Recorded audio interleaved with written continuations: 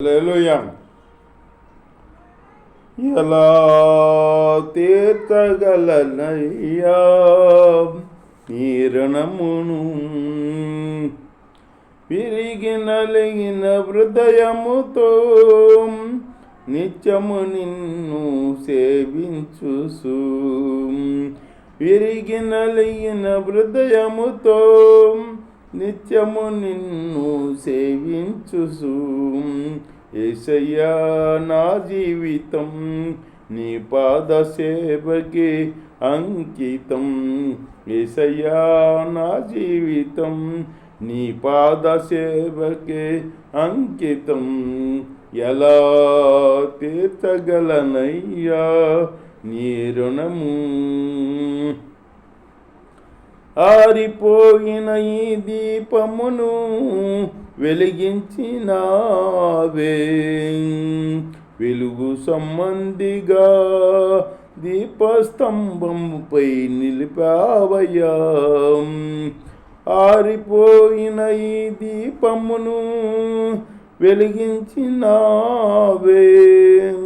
వెలుగు సంబంధిగా దీపస్తంభముపై నిలిపావయ్యా. యేసయ్యా నా జీవితం నీ పాద సేవకే అంకితం. యేసయ్యా నా జీవితం నీ పాద సేవకే అంకితం. ఎలా తీర్చగలనయ్యా నీ రుణమును, కూలిపోయిన ఈ గుడారమును నిలబెట్టినావే. సుడిగాలిలే వీసిన నీ సాటున నన్ను దాసావయ్యా. కూలిపోయిన ఈ గుడారమును నిలబెట్టినావే. సుడిగాలిలే వీసిన నీ సాటున దాసావయ్యా. యేసయ్యా నా జీవితం నీ పాద సేవకే అంకితం. యేసయ్యా నా జీవితం నీ పాద సేవకే అంకితం. ఎలా తీర్చగలనయ్యా నీ రుణమును, పిలుచుకుంటివే దూతలు చేయని నీ దివ్య సేవకు. పిలుచుకుంటివే దూతలు చేయని నీ దివ్య సేవకు. మందసము మోసే అభిషేకమునిచ్చావయ్యా. మందసము మోసే అభిషేకమునిచ్చావయ్యా. యేసయ్యా నా జీవితం నీ పాద సేవకే అంకితం. యేసయ్యా నా జీవితం నీ పాద సేవకే అంకితం.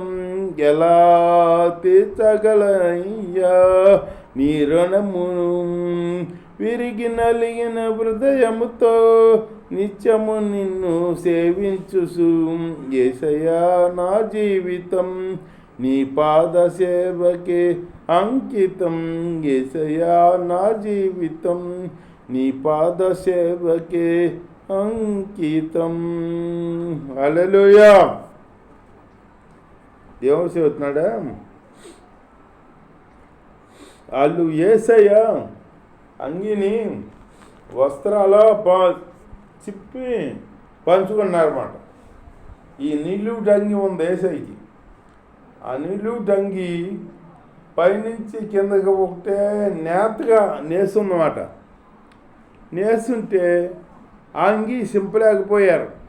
అంగి సింపకుండా ఆ అంగి ఎవరికొత్తో అని సీట్లు వేసుకున్నారన్నమాట. అట్లాగే యేసయ్య బ్రతుకున్నంగా ఒకసారి చెప్పాడు, ఎవరో శిష్యులతో చెప్పాడన్నమాట. పాపులు నన్ను పట్టుకుంటారో, నా కొరకు సీట్లు వేసుకుంటారో, నా గురించి సీట్లు వేసుకునే వాళ్ళు ఉండగా మీకెందుకు ఆ బాధ అని వాళ్ళు ఒకళ్ళు నేను గొప్ప ఏసైకి నేను ఎక్కువ నువ్వు ఎక్కువ అన్నట్టుగా వాళ్ళు సీట్లు వేసుకుంటున్నారు అన్నమాట.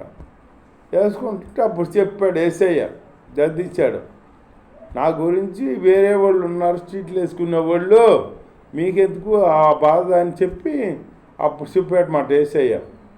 అలాగే దేవుడు చిత్తం నెరవేర్తాకి వచ్చాడు ఏసయ్య. వచ్చి 33.5 సంవత్సరాలు జీవించి 30 సంవత్సరాలు తల్లిదండ్రులకి ఇదే కలిగి ఉండి 3.5 సంవత్సరాలు సేవ పరిచేసి 12 మంది శిష్యులు ఏర్పరుచుకుని ఇంకా 70 మంది శిష్యులు కాడ ఏర్పరచుకున్నారని లేకుండా తెలియబడుతుంది.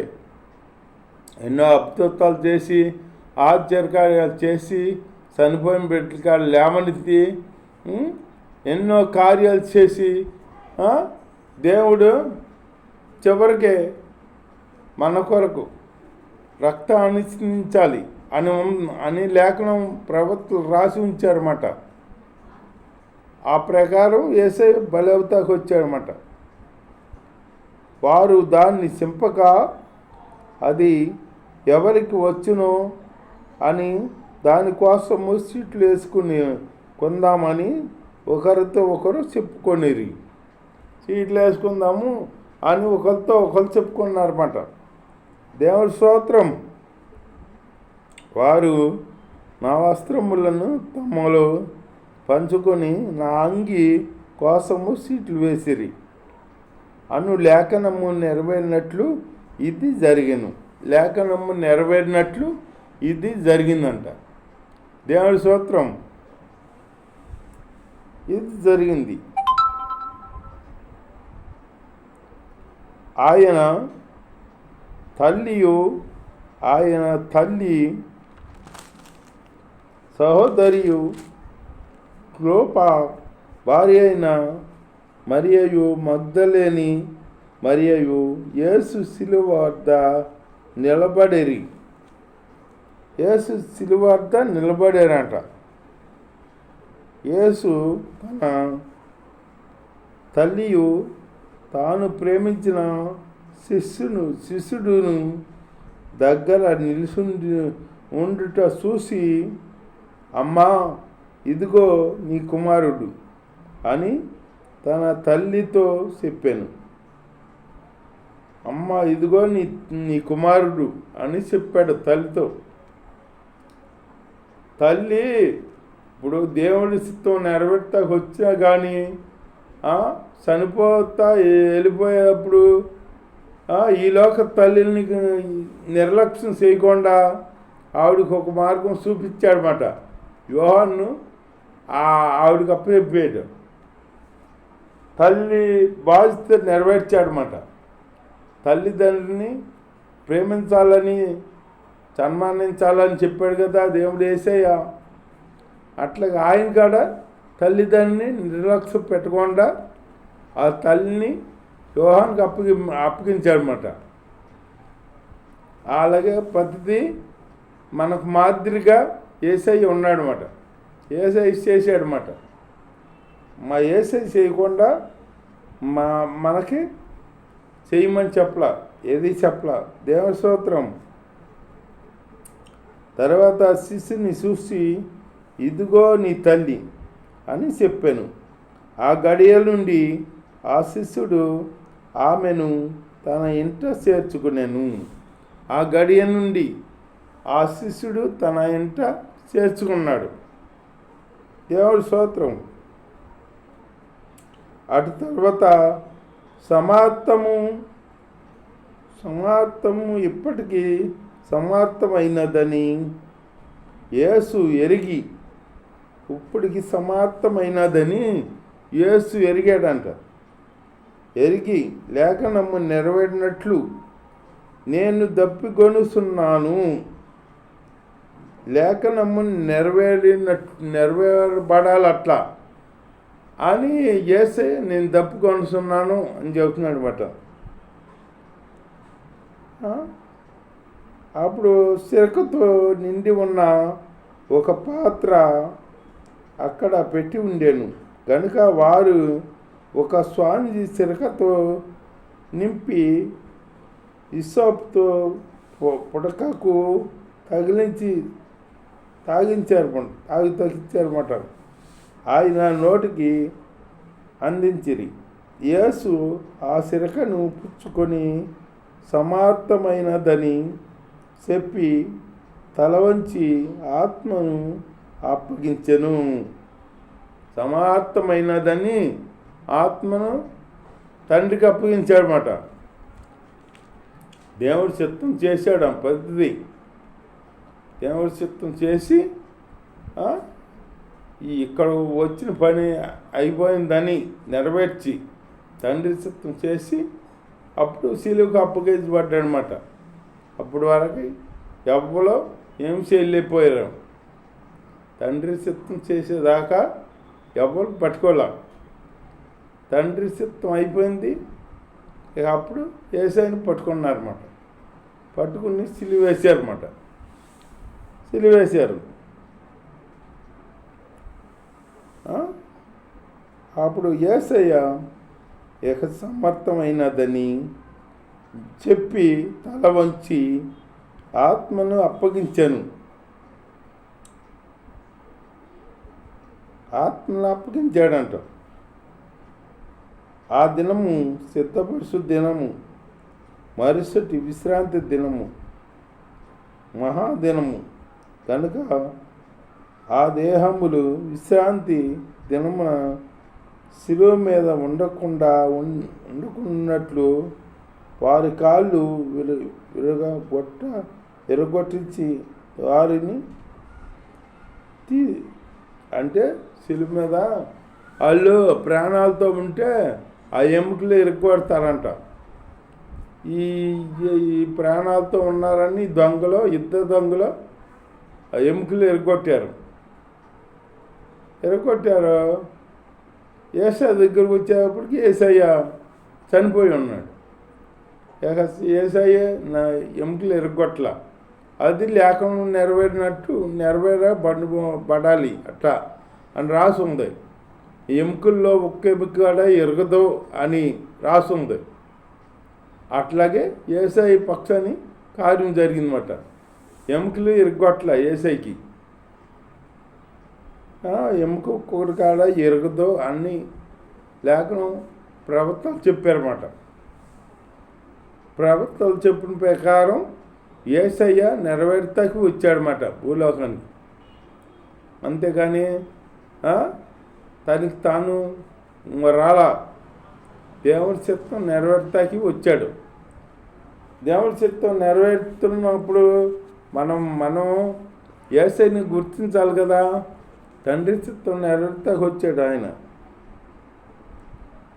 ఆయన దేవుడిగా ఉన్నప్పుడు ఎన్ని అద్భుతాలు చేశాడో, ఆశ్చర్యకార్యాలు చేశాడో మనం అది గుర్తించి మనం యేసయ్యని అమ్మడించాలన్నమాట.